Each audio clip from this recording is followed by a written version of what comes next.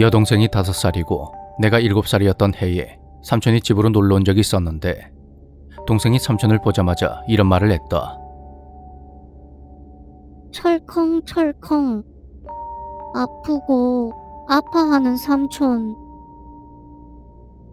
그 말에 삼촌은 물론 부모님과 나 역시 당황을 해서 그저 입만 떡하니 벌리고 있었는데 동생이 갑자기 삼촌의 오른손을 붙잡더니 의아하다는 말투로 이렇게 말했다.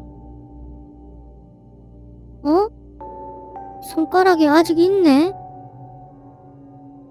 삼촌이 공장에서 일을 하다가 프레스에 손이 찍혀서 오른손 손가락 2개를 잃은 건 바로 그 다음 달의 일이었다. 이상하게도 동생에겐 이런 일이 흔하게 일어났는데 병상에 있던 이웃 할아버지가 세상을 떠나기 며칠 전에도 동생은 어머니에게 이런 말을 했다. 있지. 그 집 할아버지 집에서 엄마가 까만 옷을 입고 있는 걸 봤어. 그리고 도중에 비가 와서 엄마 옷이 흠뻑 젖어버렸어. 동생은 마치 그 장면을 직접 본 것처럼 묘사했는데 실제로 얼마 후에 이웃집 할아버지가 돌아가셨고 맑았던 날씨에 갑자기 비가 쏟아지는 바람에 시계 참석했던 어머니는 온몸이 흠뻑 젖은 채 집으로 돌아왔다. 동생은 이런 일들이 자기 스스로 아는 것이 아니라 함께 노는 친구가 가르쳐준다고 했다. 그 친구라는 녀석은 동생이 만들어낸 상상 속의 친구인 것 같았는데 평소에도 둘이서 자주 논다고 했다. 다만 상상 속의 친구라곤 해도 가끔 이상한 일이 일어나곤 했는데 어느 날은 방에서 두 아이의 웃음소리가 들려서 내가 방으로 들어가 본 적도 있었다. 하지만 방에는 여동생뿐이었고 누가 있었냐고 물어보면 동생은 눈을 동그랗게 뜨며 이렇게 대답했다. 전에 말했던 내 친구 있잖아. 한 번은 동생이 울면서 친구가 화가 나서 장난감을 숨겼다고 한 적이 있었는데 동생의 말에 따라 어머니와 함께 천장 근처의 벽장을 열어보니 정말로 그곳에 장난감이 있는 것이다. 그곳은 동생은 물론이고 2살이 더 많았던 나조차도 손이 닿지 않는 곳이었다. 동생의 말에 따르면 그 친구는 10살 정도 된 여자아이인데 하얀 피부에 귀여운 외모를 하고 있지만 화가 나면 아주 무서워진다고 했다. 그 친구 화가 나면 눈이 막 하얗게 되면서 머리가 부풀러 올라. 너무 무서워. 그리고 동생이 10살이 되던 해에 녀석이 흐느껴 울며 그 친구가 사라져버렸다고 했다. 왜 그러냐고 물어보니 자신이 그 친구를 화나게 해서 그녀가 더 이상은 용서해주지 않겠다고 했다는데 그 다음 말이 상당히 충격적이었다. 걔가 같이 가자길래 싫다고 하니까 엄청 무섭게 화를 냈어. 그러더니 너 혼자 가라고 하면서 사라져버렸어. 그 후로 며칠이 지나서 내 작은 여동생은 고열로 병원에 입원했고 2달 후 의료사고로 세상을 떠나고 말았다. 동생의 죽음이 내 눈에 보이지 않던 그 친구라는 존재와 어떠한 관련이 있는지 모르겠지만 그녀가 죽기 며칠 전 울면서 호소하던 그 얼굴을 아직까지도 잊을 수가 없다. 저쪽 구석에 그 친구가 계속 웃고 있어.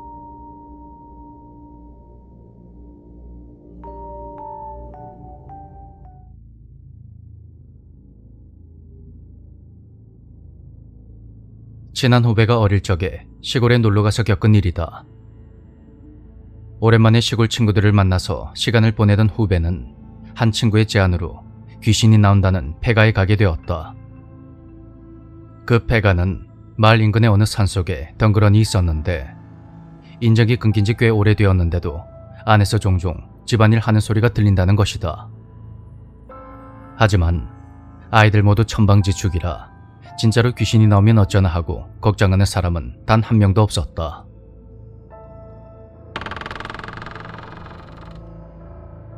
그렇게 폐가문을 비집고 안으로 우르르 들어간 아이들은 이리저리 마음껏 뛰놀며 내부를 둘러보고 있었다. 그런데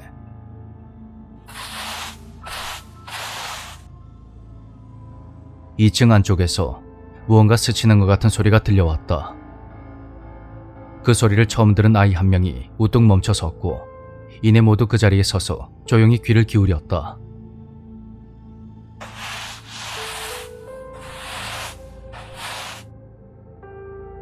소리는 2층으로 이어지는 계단 바로 아래쪽에서 들려왔고 그것을 알아차린 순간 모두 겁에 질려서 울상이 되고 말았다.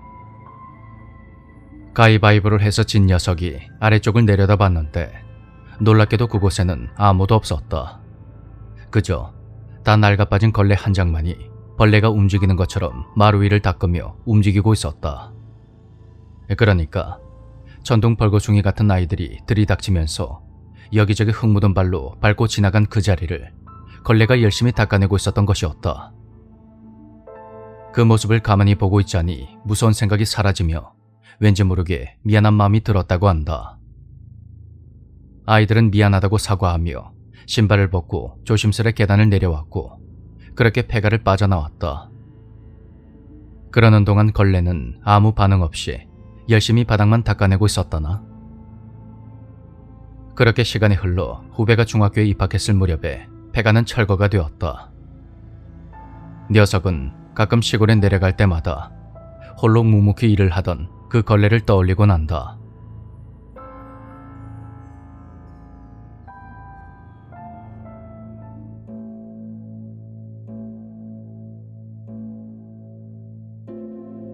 안녕하세요. 제가 군대에서 겪었던 일을 제보해 보겠습니다. 저는 강원도 23사단에서 군생활을 했는데요. 그곳은 내륙과 해안을 번갈아가며 근무하는 방식으로 돌아갔고 저는 하평소초라는 곳에서 해안 상황병으로 근무했습니다.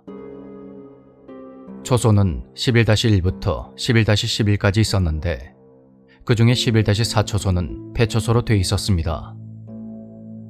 당시 상병 2호봉으로 상황병 후반야 근무 중이었던 저는 그날 전반야와 교대 후 초소 후반야 근무자의 탄을 건네주었고 후반야 투입 근무자들을 보내고 난 뒤 투입 보고를 받았습니다. 보통 11-1초소에 투입하여 근무를 섰는데 그날은 512K로 이상한 보고가 오더군요. 11-4초소 투입 완료하였고 특이사항 없습니다. 이건 또 뭔 소린가 싶어서 다시 보고하라고 했지만 연락을 받지 않았고 전 다음날 후반야 근무자들에게 한마디 했습니다. 야, 니들 투입 보고로 장난치지 마라. 부소 초장님이 들으시면 다 깨지는 거 몰라? 그러자 근무자들 중 한 명이 이러는 겁니다. 무슨 말씀이십니까? 512K 고장나서 핸드토끼로 보고하러 가셨지 않습니까? 어제 보고는 부소 초장님이 받았습니다. 그 말을 듣고 곰곰이 생각을 해보니 11-1초소에 있는 512K가 고장이 나서 일명 핸드토끼를 쓴다는 것을 제가 깜빡 잊고 있었더군요. 그럼 내가 들은 그 보고는 뭔가 그런 생각을 하며 후반야 근무를 섰죠. 그런데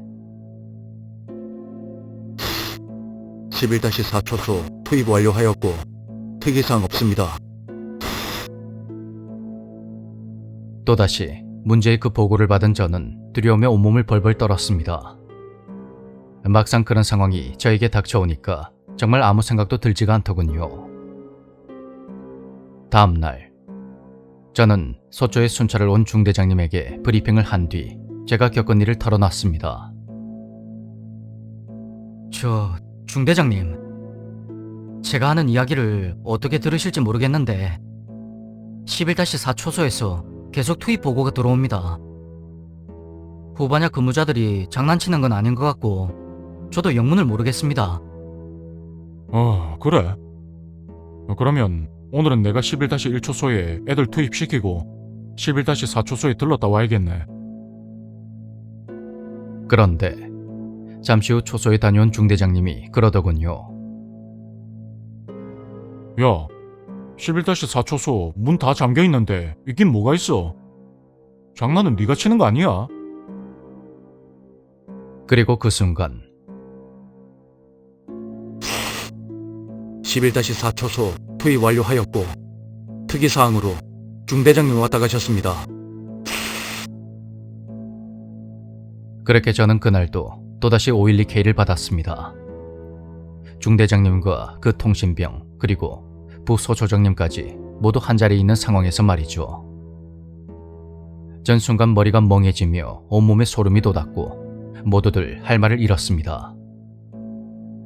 그 후로 또다시 보고가 오는 일은 없었지만 다시 내륙으로 가기 전까지는 늘 조마조마하며 근무를 섰던 기억이 납니다. 11-4 폐초소에는 대체 누가 있었던 것일까요?